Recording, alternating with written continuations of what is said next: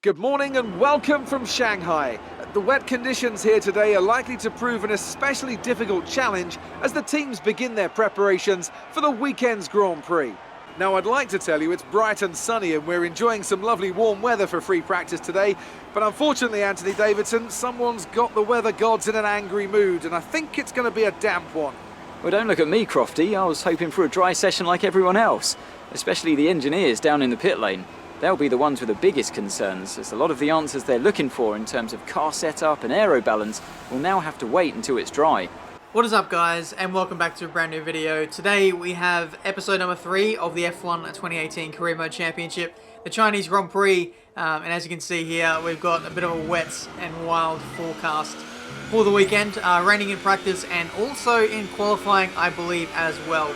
Now, if you guys know me, you know that I haven't really gelled with wet weather racing in the past, but I'm slowly getting better as I get more experience with it. So it's always like second nature driving to me. But practice this weekend went very, very smoothly. I did a clean out of my PC, got rid of all the dust, and I think that might have actually helped in making the game more smooth, more stable.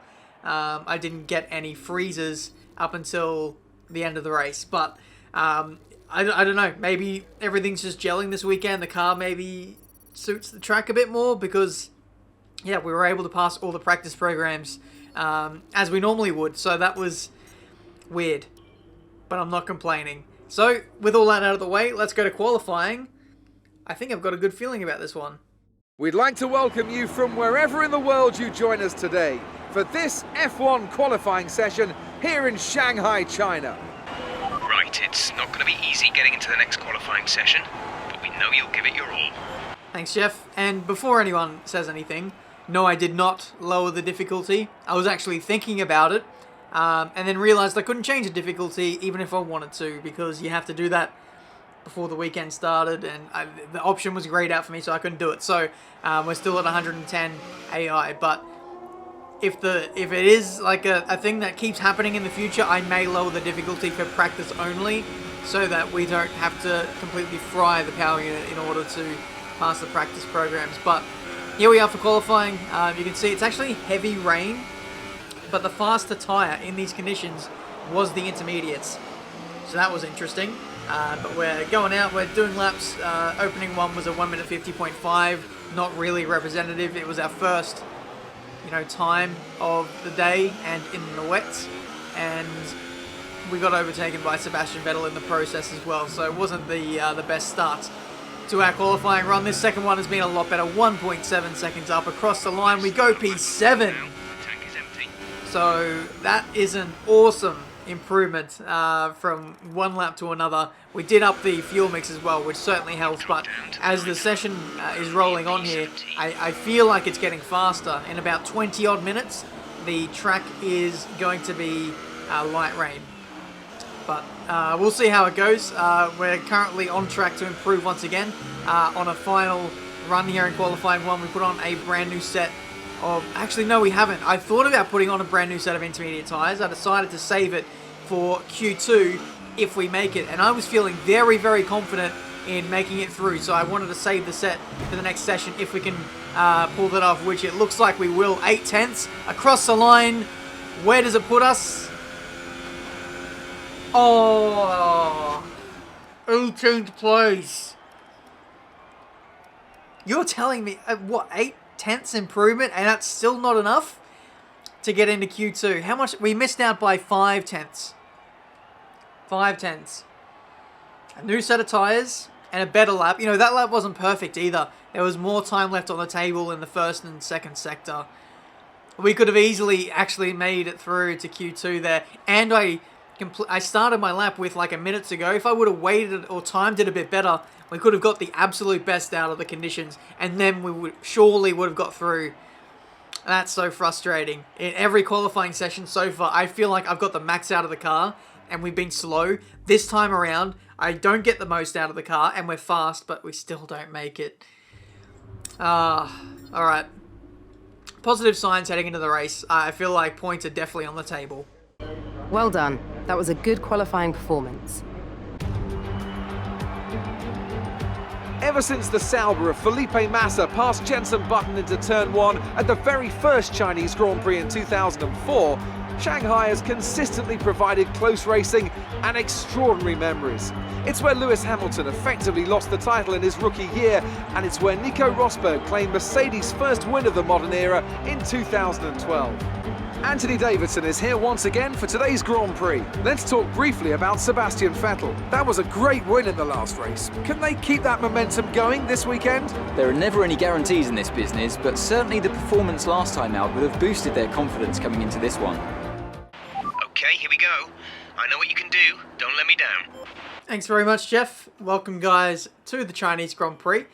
Speaking of Sebastian Vettel, as the commentators were saying, it's going to be very difficult for him to claw his way back to the front. He actually got knocked out in Q1 alongside us. I forgot to touch upon that. I was just so caught up in my own session to even mention the fact that four-time world champion is out in Q1 in a Ferrari. Absolutely unbelievable scenes. But here you can see I was playing around with the strategy, seeing if a two-stop was faster, if softs to ultras was possible, or just what I don't know. I just thought I'd play around and see what the fastest strategy was. In the end, the one that we were already on was the optimal one. So here we go, ready for the start of this race.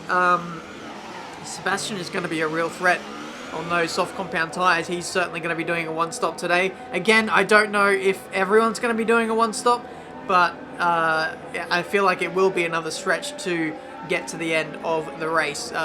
For reference, I think we can get to like lap 7, lap 8, put on the mediums, and then go to the end there, but it is slightly slower from the qualifying tyre. But we'll see how we go. Hopefully, we don't need to worry about that, and we can claw our way through the field as it is. 5 red lights, and away we go for this Chinese Grand Prix. The AI on this game, they just get lightning starts, and there's nothing you can do about it. That's at least how I feel so far. Heading into turn 1, very close call with not Sebastian Vettel, Sergio Perez into turn 1. The game actually says we made contact, which is interesting. We certainly got very, very close to him, I'll say that much. But trying to go around the outside of our teammate Charles Leclerc there through the first couple of corners. He gets us squeezed up on the curb, lose a bit of momentum. Almost got re-overtaken by Sergio Perez. We dive a couple of cars, including Sebastian Vettel, and we get up the inside of like 3-4 cars there. And that is us fighting alongside Sergei Sorokin. Can we steal the inside? Yes, we can. I went in a little bit too deep there. Thankfully, Sergei actually kind of gave me the corner and prevented contact from being made there. So that was my lapse of judgment. Almost paid the price there. But while I was struggling to get the car through these high-speed corners in the middle sector, Vettel just got under me there. But, you know, it would have been only a matter of time anyway in that Ferrari. That thing is way too fast to be competing with us. But anyway, early stages, I was really struggling. I don't mean like struggling, but I just mean coming to terms with a heavy car. You really feel a lack of downforce at the start of the Grand Prix. That's us trying to overtake Lance Stroll there into turns 2 and 3.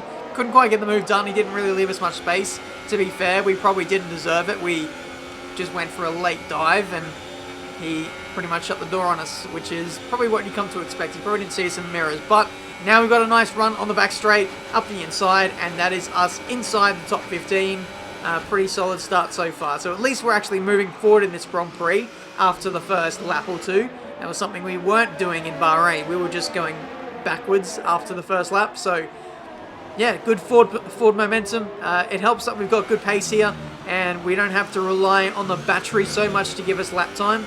So we're able to move through the field quite nicely. And I'm actually managing my battery a whole lot better as well.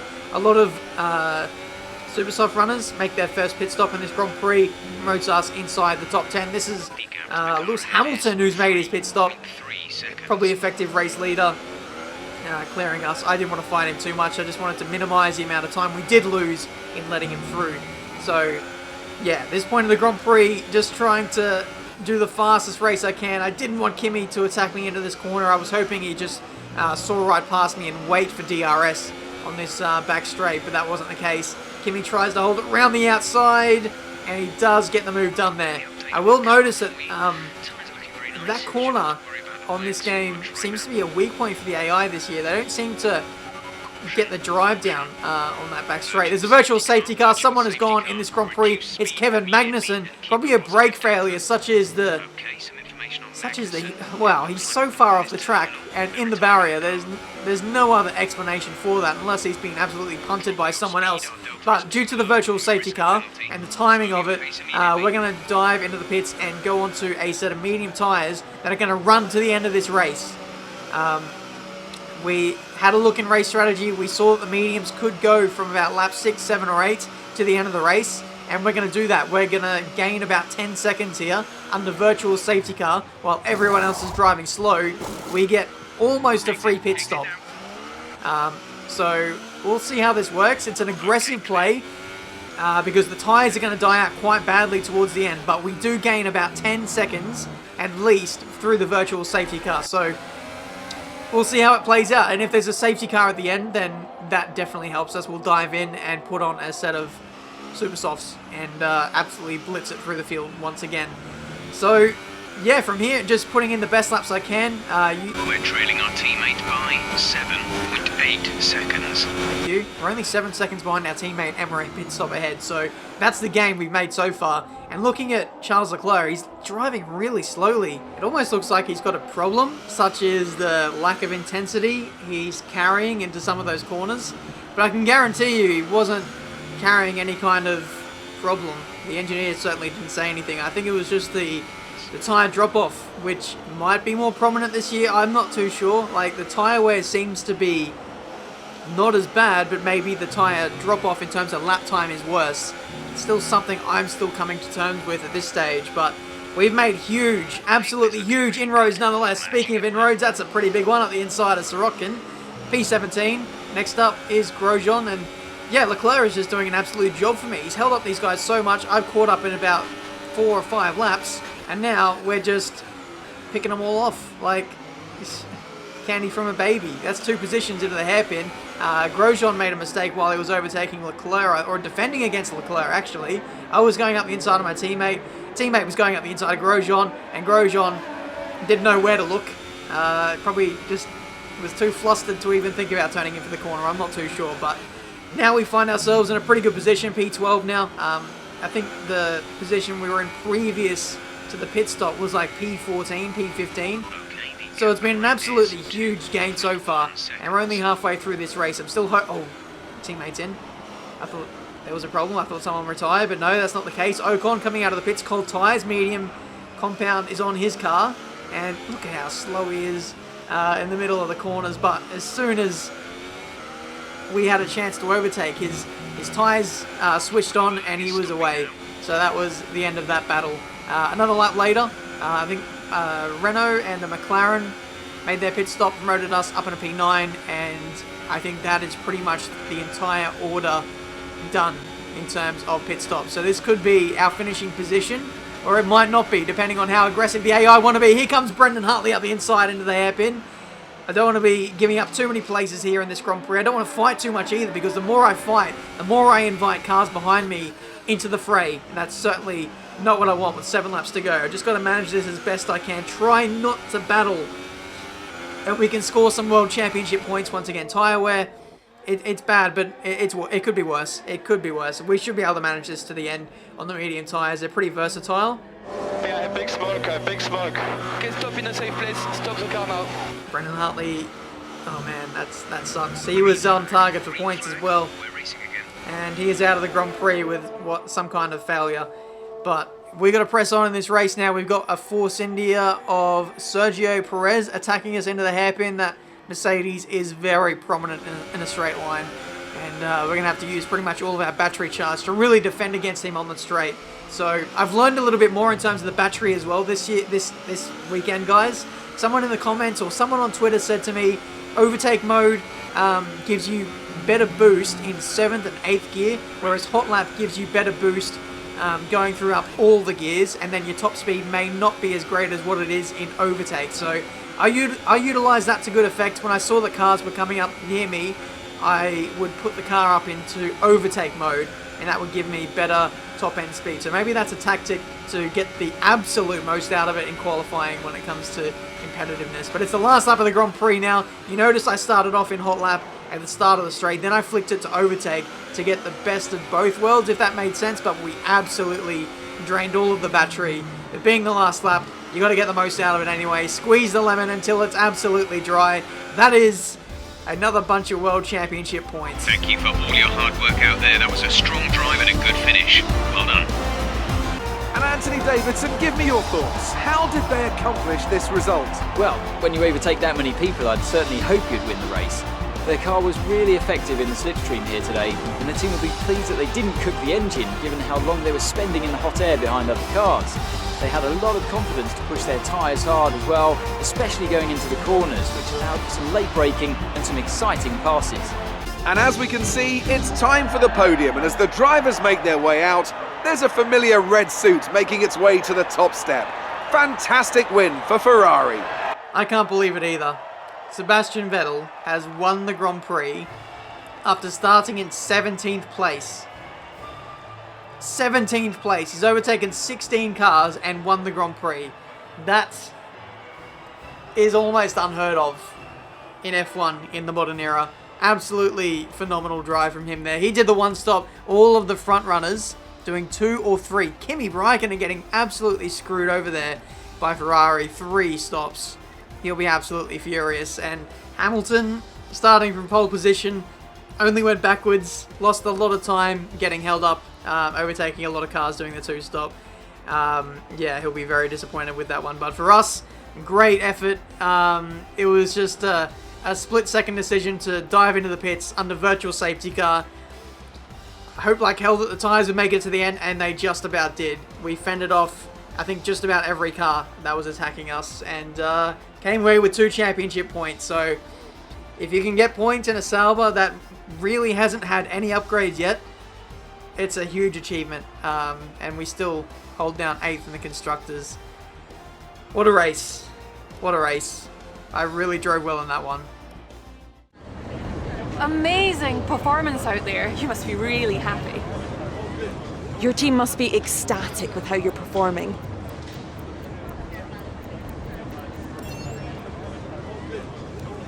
You really cut your way through the field today. What was your strategy?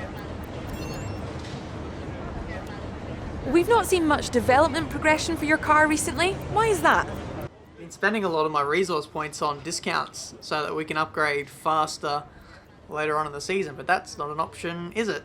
So I don't know what to choose.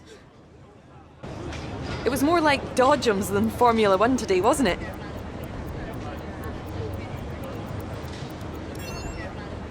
Are you serious? Appreciate your time. How the hell has Sauber been upset by that response? That was me accepting fault for some of the collisions out there, not them. But anyway, thanks Claire for throwing us under the bus for multiple questions there. In one of those questions we actually didn't even answer as well, so if we do get thrown a tough question like that, maybe it's best just not to say anything. Just do a Kimi Raikkonen and just, I don't know, Kimi still answers questions, but we're going to be a very rude driver if we start ignoring just basic media questions from here on in. But guys, that has been this episode for today. Thank you so much for watching. Leave a like if you enjoyed. Subscribe to the channel if you're new to see plenty more F1 2018 content. Pretty good race in the end there. More points. In terms of upgrades, we have 1,170. So we're actually going to do an upgrade to the powertrain, and we're also going to do an upgrade to the chassis weight reduction. Both of those departments at the moment have good morale. So effectively, the parts are cheaper, and there's a lower chance of failure. So while things are good with those departments, we're going to make lemonade. So let's do it. That's it for today. We should have a big bunch of upgrades. If I've aligned them all correctly, I think they're all going to be coming for like 2 or 3 rounds time. The major upgrade for the aero, and then the 2 minor ones for power unit and also the chassis. So when that Grand Prix rolls around, it is going to be quite the turnaround, hopefully, in performance. If all of those upgrades go on and they don't fail, I'll be a very happy man. Thank you so much for watching. Until the next episode, the Azerbaijan Grand Prix, it's going to be a bit of a wreck fest, I think, with simulation damage. The AI will certainly be put to the test. Until then, I'll see you next time.